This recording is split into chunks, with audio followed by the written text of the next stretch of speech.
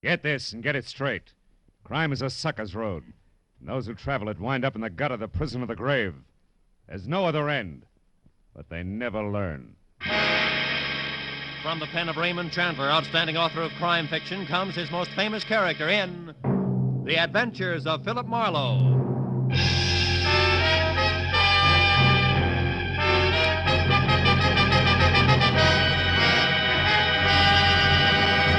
Now, with Gerald Moore, starred as Philip Marlowe, we bring you tonight's story, The Big Book. Well,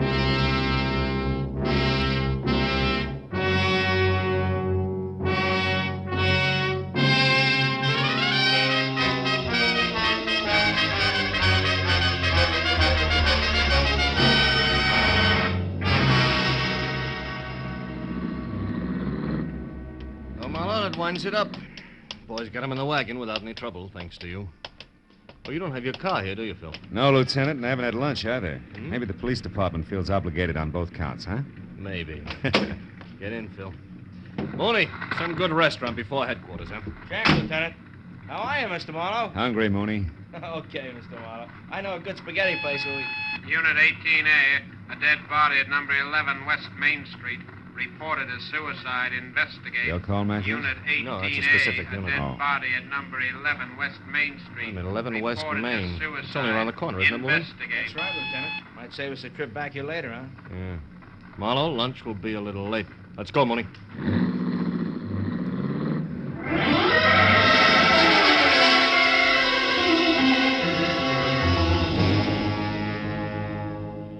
At number 11 West Main Street, a Skid Row rooming house, a middle-aged woman who had been in the ground floor rear apartment was now dead of a bullet that had passed directly through her heart. A shabby, cramped room was packed tight with a dozen different stale smells, and a naked light bulb dangled from a cracked plaster ceiling. The dead woman lay in the middle of the floor. She looked about 45, had gray-black hair, and wore a cheap cotton dress under a faded, moth-eaten man's sweater. Up to there, she belonged to the backdrop. But beyond that, someplace in the deeply etched beauty of her face, the studied neatness of her hairdo, there was something vague and disturbing that made the whole picture slightly lopsided, like a cheerful tie on an undertaker. 10 minutes later, when I was out in the hall listening to Mooney run down the routine facts for Lieutenant Matthews, that something was still with me, bothering me, the way a half-remembered dream does when you're shaving the next morning. Yeah, lived here 5 years now. Came from the east, and according to the landlord, has no close friends or relatives in the city. Also, the bullet was fired at point-blank range. Uh-huh. Anything on the gun that was next to her? Not yet, Lieutenant. It was her fingerprints only. Looks like it's strictly pawn shop stuff. Serial numbers filed off, cheap make, etc. Yeah. Deputy coroner says she died about 10 or 10:30 this morning. Yeah. Along about that same time, the landlord says he saw a flashy black car parked in the alley outside, where people never park. Spiffy convertible. Was gone after he heard the shot, he thinks. Did you get the license number, Mooney? No, Mr. Marlowe, he got nothing. Oh. All we have on it so far is a fresh tire tread in the mud. It's a 750-15, pretty good shape. Uh-huh. And that is it, huh? Just about. The landlord thinks that the deceased was an actress way back from little remarks she made. That's about all. I still got one neighbor to check, though. Okay, Mooney. Let me know. Right, Lieutenant. Now, Marlowe, looks like I have to stand you up on that lunch date.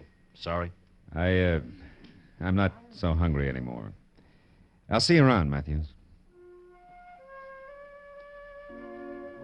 On the way out, I told myself 3 things. One, aside from the fact that we belonged to the same fraternity laughingly called mankind, Jane Temple was nothing to me. 2, a lot of beautiful girls turn out to be beautiful women. And 3, if the black convertible meant anything at all, the police would figure it out by themselves. They came well equipped for the job. Well, by the time I was out on the street and the sharp autumn air had chopped away the stale smells of the dead woman's apartment, I was beginning to forget the name Jane Temple entirely. I might have kept going that way if he hadn't appeared just then. Hey, Huh? mister, over here, quick. Mister, you're not a policeman. You're a reporter for the newspaper, no? What makes you say that? Well, I see you go in there with the police, the plainclothes detective man. Nobody salute to you. The ones in uniform, I mean. So maybe you're a reporter, huh? Maybe. Why? Well, I can tell you here. Come to my shop in 15 minutes. I don't want people to see us together now. Come to the shoemaker place across the street and down the stairs. Andrew Nodell. Yeah, but why, Mr. Nodella? What do you want a reporter for? What's it about?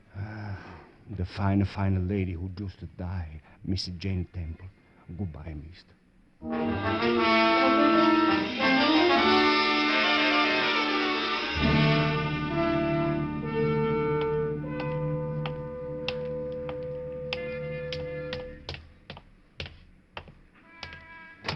Look, my friend, it cost me $1.50 for the letter alone.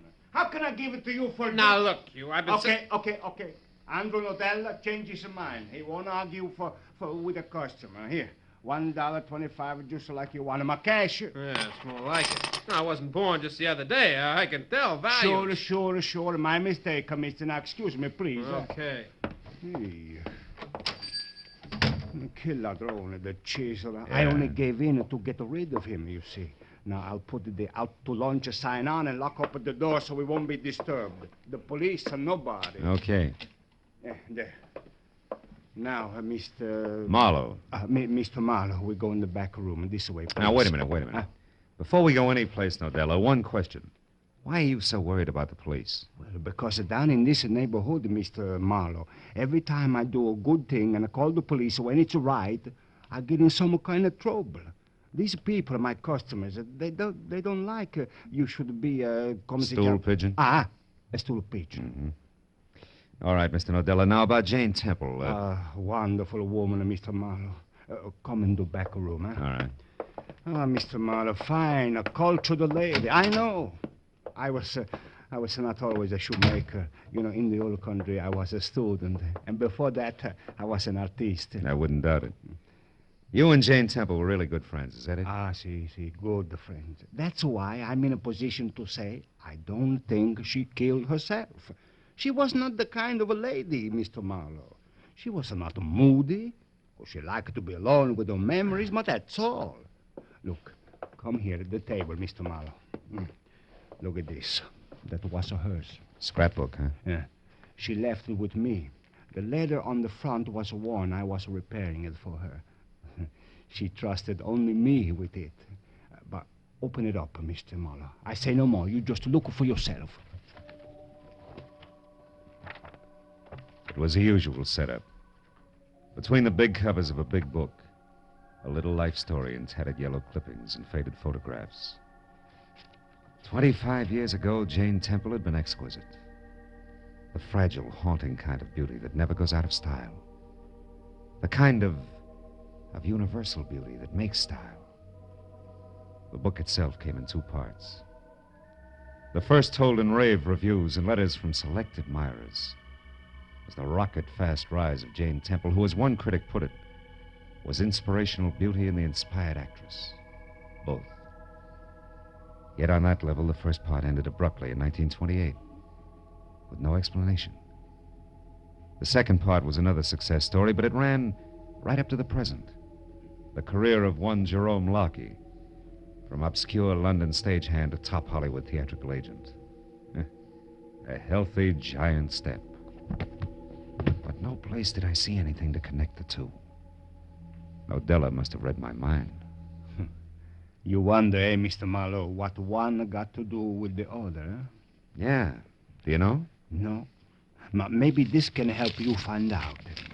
It's another clipping that was not pasted in the book. Where'd it come from? Inside the back cover. I was only to repair the front, Mr. Marlowe. But as a surprise for Miss Temple, I went ahead to do it all, see. I found this clipping hidden in the lining of the back cover. It tells of a man named John Gordon being sent to jail in London, England in 1928 for embezzlement of a theater's money. There's a picture of him, Mr. Marlowe. Yeah, so Hey, this John Gordon Jerome is... Locke, see? Yeah. The big agent man, Mr. Marlowe. There's still one more thing. Last night, I surprised somebody, a thief, in this shop, and when I scared him away, he was looking at this book, but nothing else was touched. You didn't tell anybody about it? No. I was going to tell Mr. Temple, but, well, Mr. Marlowe, everything I say to you, everything I show you here, am I crazy or does it mean only one thing? Jerome Locke killed the wonderful Mr. Temple to keep a secret. Well, it's possible. But also, Nadella, Miss Temple may not be so wonderful at that. You know, people don't kill to keep secrets. They kill to keep secrets from getting out. That's called blackmail. No, Mr. Marlowe, not to Miss Temple. I don't believe that. And I don't believe that you do either. I don't want to. Well, I'll see what I can find out. Mr. Marlowe, you tell me before you tell your paper. Mr. Nadella, I don't have a paper, just curiosity. I'm a private detective, not a reporter, and the initial mistake was yours, not mine. So don't get mad about it. What? A private detective? Mr. Marlowe, who you working for? Right now, Mr. Nadella? I'd say the late Jane Temple. Goodbye.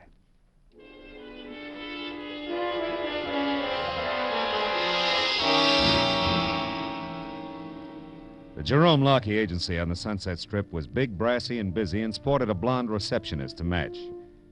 After I gave her my card and we exchanged frosty smiles, she waved me into a seat. I tried it for 15 minutes, and then I began to get itchy. But compared to the dapper gray at the Temple's gentleman sitting next to me, that was a mild reaction. He was one of those heavy-handed character actors you remember by face, never by name. Jerome Lockheed's office? No, he's not in now. Mr. Jerome Lockheed certainly has an exaggerated impression of his own importance. Been here a while, huh? Quite a while, sir. Much too long a while. Yes, sir, I'll tell him. Young lady, please tell Mr. Lockheed that Elliot Monroe could wait no longer. I'll see him at his home this evening. I have several studio calls to make this afternoon. Good day. Good day, Mr. Monroe. Studio calls. Yes? Mr. Monroe couldn't wait, Mr. Lockheed. He said he'd see you at your home tonight, sir. My tough luck. Anyone else, Madge? Only that New York call, sir. I'm still trying to get it. I'll put it right through the moment it comes in. Oh, yes. Mr. Philip Marlowe, a private investigator. A private investigator? Is it important? I think so, Mr. Lockheed. It's as important as Jane Temple. Jane? What about Jane Temple? She's dead, Mr. Lockheed. A bullet through her heart. No. Madge. Yes, sir. Bring Mr. Marlowe right in. Yes, sir. Right this way, Mr. Marlowe. Thank you.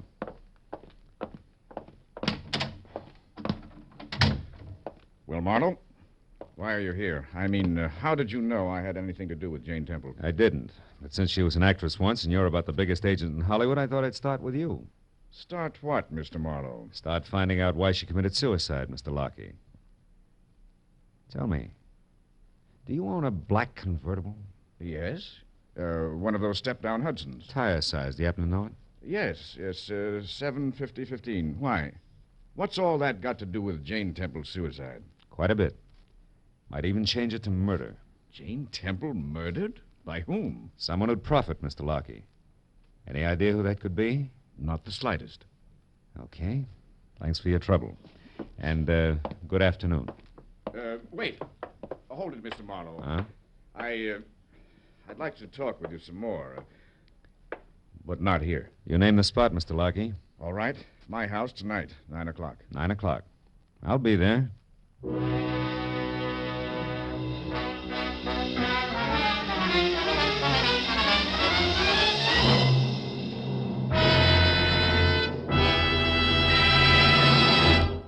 In just a moment, the second act of Philip Marlowe. But first, our armed forces are mighty busy these days. They're conducting the United Nations police action in Korea. They're patrolling the occupied countries. They're standing ready for national defense. And at the same time, they're doing important scientific research. With so many varied duties, the armed forces need more men. Men with brains and ability who can be trained as highly efficient specialists. Men who want to be the leaders of tomorrow. Inquire at your nearest recruiting office about the opportunities open to you in America's armed forces, the world's greatest power for peace. Now with our star, Gerald Moore, the second act of Philip Marlowe, and tonight's story, The Big Book.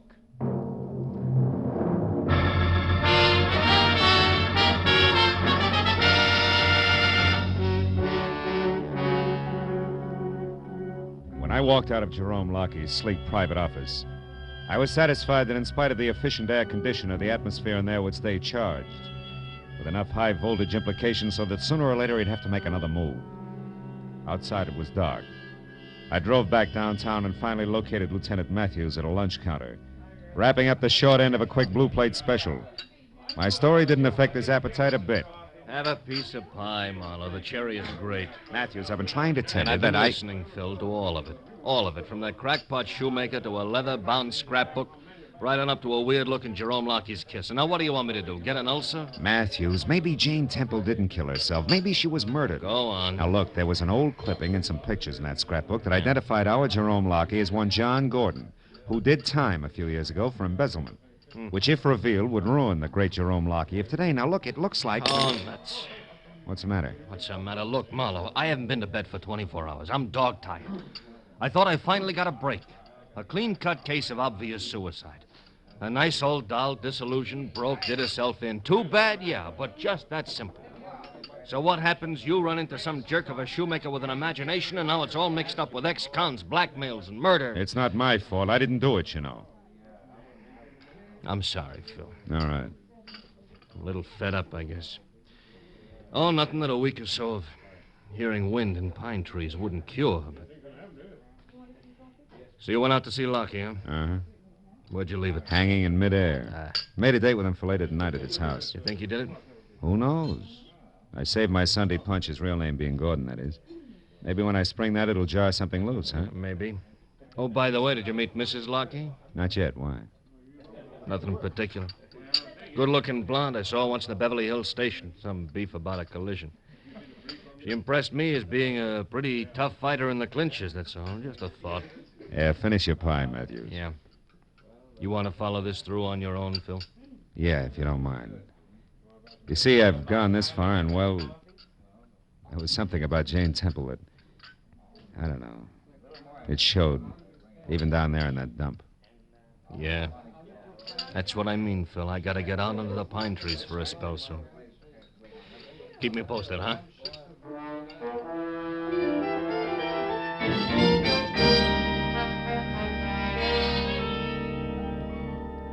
I drove out to Beverly Hills again and found the Jerome Lockie place. It was a close-to-the-ground model that at first glance looked like a cozy little cottage. Second glance, however, showed the other two wings, 15 or 20 ultra-modern rooms that rambled over 2 acres of gently rolling real estate. The door was answered by a close-cropped blonde and tailored black, who already today had the tapered, taut look of tomorrow. Yes? I'm Philip Marlowe. Is Mr. Lockie here? Oh, yes. Come in, Mr. Marlowe. I'm Vivian, Jerry's wife. Oh? Jerry's expecting you. He'll be right out. He asked me to look after you for a few minutes. Do you mind? On the contrary. I was in the middle of a whiskey and water. Johnny Walker. Like one? Thanks. Too bad about Jerry's old friend, Jane Temple, huh? Yes. Yes, it was a perfectly horrible thing. Jerry's very upset about it, you know. It must be awful to fall so far. Yeah. The top is awful high. Did you know her? Only by reputation. What do you suppose happens to a person like that? I mean, you'd think they'd try to climb back out of the squalor. Yeah, you'd think so. Like, Jerry did. That's right. He deserves a lot of credit. Things must have been tough after he got out. Yes. Yes, they were. Why, when he got out of the production end of show business, he was flat broke. He lost a fortune that way. He's told me about it, how he had to start all over again from the bottom. So I understand. Here's your drink, Mr. Marlowe. Oh, thanks, Vivian. Thanks a lot. You know, Mr. Marlowe, it really is a long, hard struggle to make it up from the bottom, especially a second time. The third time, it might be impossible, don't you think? Yeah. When you're up there, the fight's even rougher, isn't it? Yes. Yes, it is. Sometimes a person would... Oh, it looks like you have another visitor. What? Coming up the walk outside.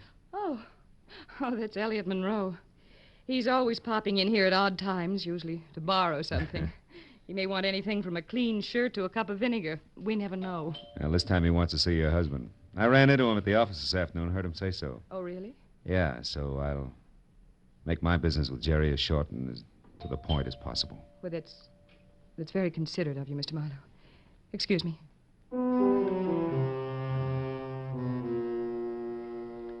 I heard Mrs. Vivian Lockey receive the load of ham at the front door, and a second later I heard my name called from the hall behind me. It was Jerome All Smiles, doing his suave and determined best to bury the end of the world look he'd acquired in his office. But it peeked out around his eyes and at the twitching corner of his mouth. As he led me into the library and pointed me into a deep leather chair, I decided to let him lead off. I also decided to bait a trap and set it out. Now, how about a drink, Marlowe? I have one, thanks. Mrs. Lockey anticipated you. Anticipated? Oh, yes, of course. Well, let's see. Where did we leave off this afternoon? Oh, we talked about a lot of things, like tire sizes, suicides. Oh, yes, yes. Now let me get something straight, Mr. Marlowe. You seem to believe that there's a little more to poor Jane Temple's death than a simple suicide. Considerably more, Mr. Lockey. Yes. And you've come to me with this problem. Why? Because you may be able to fill in some blanks. How? It's up to you. Let's say first that I think a prominent and wealthy man is connected, a man who's saddled with a messy past that he can't afford either to keep secret or have revealed. Now, just a minute, Marlowe. I don't know what you're driving at with this double talk, but it sounds to me as if you're accusing Jane Temple of blackmail, and I don't believe it. She'd have starved to death first. I'd like to agree, believe me. But unfortunately, I can still add. What do you mean? For instance, to what I said before, add the name John Gordon. Who is John Gordon? I'm not quite sure. But I do know this. Somehow the key to who he is ties into a basement shoe shop in the 100 block on West Main Street. Does that mean anything to you? No, why should it? Marlowe, why exactly did you come here? Please tell me. I just did. Well, that's that. Chances are I'll see you again sometime. Good night, Mr. Lockey. Marlowe, wait. Listen. In my business, bad publicity counts.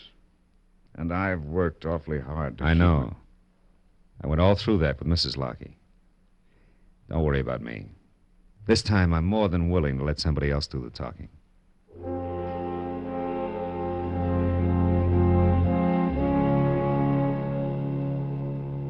When I walked out on Lockey for the second time, things still didn't add up right. Something was missing. In the hall, I passed Elliot Monroe, hanging onto a glass of scotch like it was a streetcar strap. And at the door, Mrs. Lockey ushered me out with a frigid, unsmiling nod. I drove slowly all the way to Main Street, and when I was parked and walking toward Nadella's shoe shop, I began to doubt that the trap I'd set was going to catch anything. Until a long black convertible turned the corner behind me. I ducked into a doorway and waited. It was Jerome Lockey's car, all right. He almost stopped in front of the shoe shop, but suddenly lurched ahead and disappeared around the corner, away from what turned out to be a cop, pounding the beat.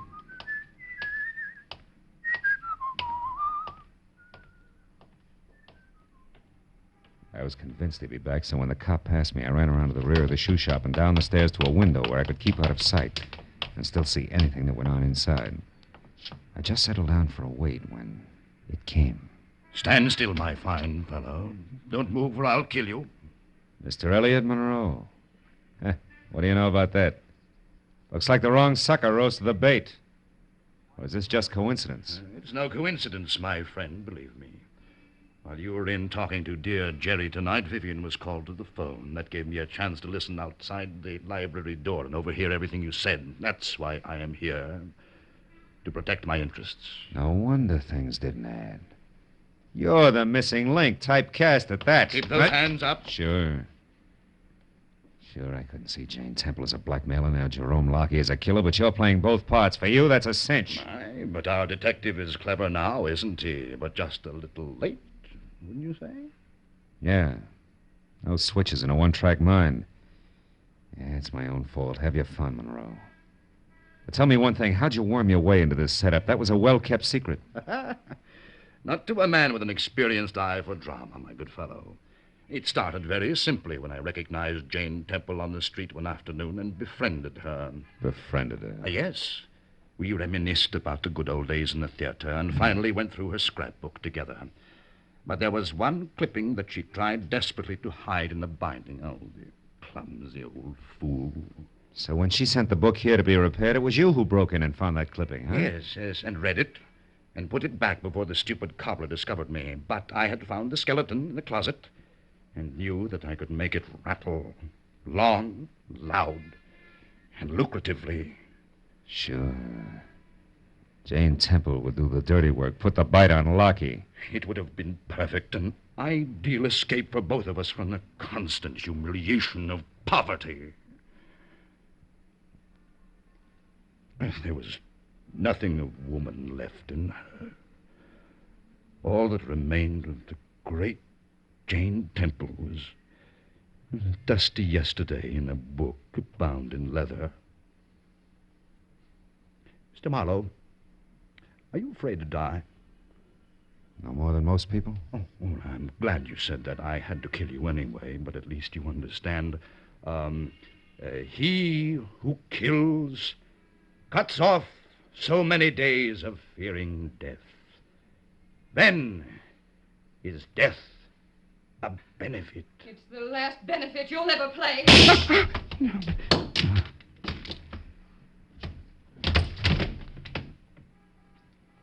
Poor crazy clown.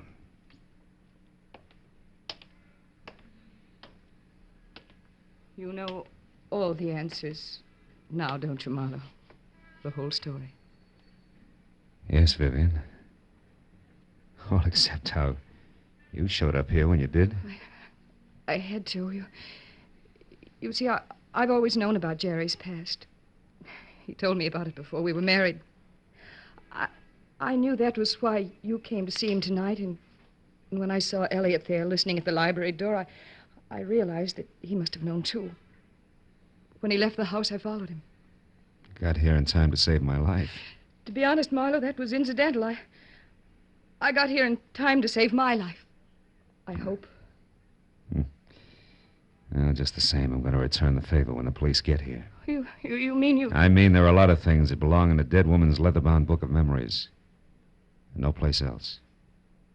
I'm going to do my best to help you and Jerry keep them there. Oh. Thanks, mister.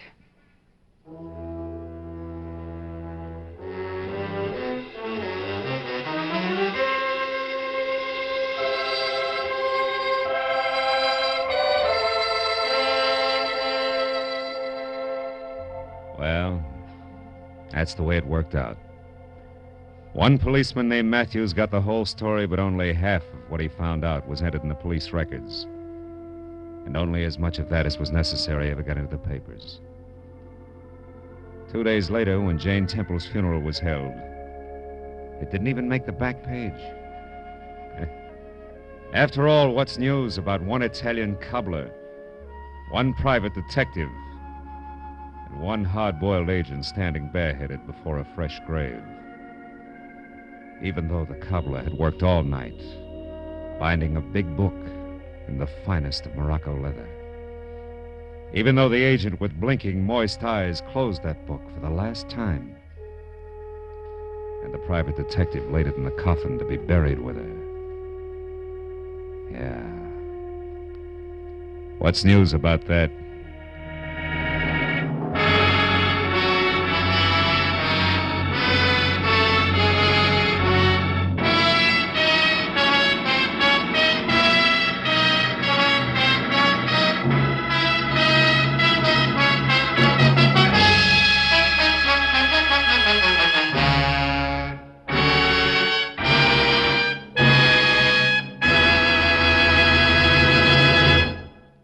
The Adventures of Philip Marlowe, bringing you Raymond Chandler's most famous character, star Gerald Moore, are produced and directed by Norman MacDonald and written for radio by Robert Mitchell and Gene Levitt. Featured in the cast were Jack Crucian, Bud Whittam, Jay Novello, Lynn Allen, John Daner, and Ted Von Eltz. Detective Lieutenant Matthews is played by Larry Dobkin. The special music is composed and conducted by Richard Orant. This is Roy Rowan speaking. This is CBS, the Columbia Broadcasting System.